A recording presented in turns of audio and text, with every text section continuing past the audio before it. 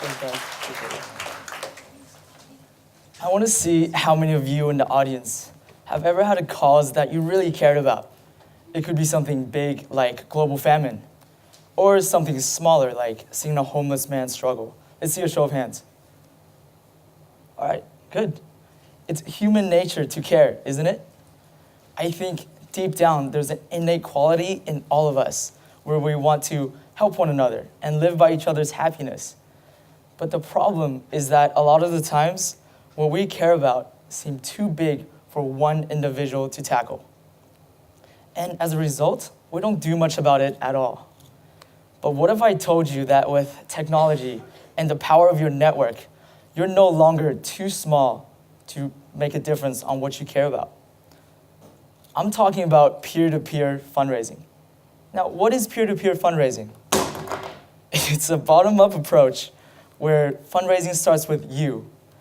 Instead of relying on these big nonprofit organizations to identify a cause and look for the donors to donate to it, you create a cause and you get your family and friends to donate towards it. The great thing is that there are countless websites out there that will help you design your own personal website that links it to your online bank account so people can reach out to you online. And people are starting to fundraise for all kinds of issues, whether it is helping your friend pay for medical bills when he's sick, or helping the refugee crisis in Syria, or even to fund your own project that you always wanted to do. One guy had the idea of putting solar panels on roadways, and he raised $2 million from peer-to-peer fundraising alone. It's these kind of ideas that are going to change our world in the 21st century. Now, what's making all of this possible is the rise of our social media and our interconnectivity. With the click of one button, you can reach out to thousands of friends online through Facebook or Twitter. And globally, people are starting to recognize this. Now, 1 in 3 donations are made from peer to peer, and billions of dollars have been raised. Just think about the amount of impact that this has on the world. Just think about what this world can look like if you all chose to partake in it. Now, Marianne Williams' quote, "Our deepest fear is not that we're inadequate. Our deepest fear is that we're powerful beyond imagination," holds true now more than ever before. Because who are we to think that we can't do anything about what we care about?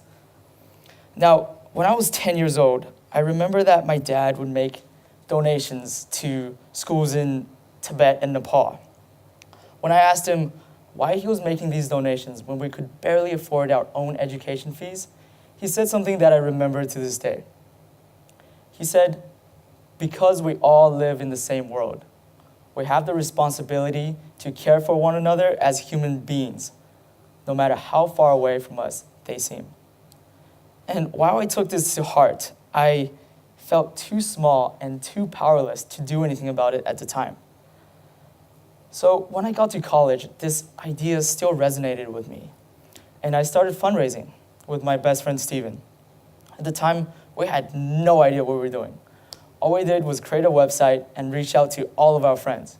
Even that weird friend from 5 years ago that we talked to once, we reached out to him too, because ultimately the amount of kindness and generosity that we received was incredible. We raised $5,600 towards Nepali kids and even got sponsored by a university to bike through the Himalayas and see these kids ourselves. 2 years later, I started another fundraising campaign for the Special Olympics. And this time, we raised $8,000 and received the honor of carrying the Special Olympics torch. What I'm trying to say is that I'm not a fundraising genius.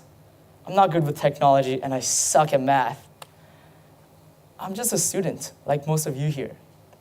In fact, being a student puts me at a disadvantage because 1, I'm broke, and 2, I have homework. Now, if I'm at all convincing right now, you might be thinking about the cause that you raised your hand for. Still seems pretty daunting, doesn't it? But I've found that when you have these big life goals, all you have to do is break them down into smaller, doable components and work at those one at a time, and you'll eventually get there. So here's my 3 steps of advice to you guys. Number 1, create a website. It's really easy to do. All you have to do is put in your description and link it to your bank account so people can donate to you online. 2, reach out to your friends and family and ask them to reach out to theirs too. You won't believe the amount of power that your network has. And more than that, you won't believe how generous and kind people are to each other when we're given the opportunity.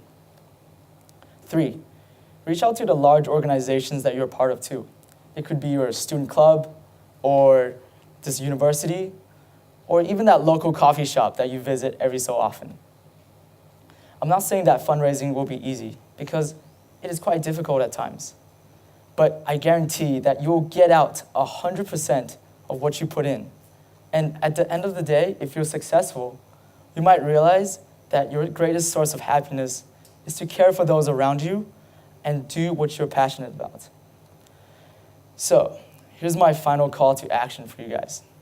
Think deeply about what it is that you're passionate about and start fundraising for it, because you will realize that all along, the dots have already been connected, that you've been more powerful than you could possibly have imagined.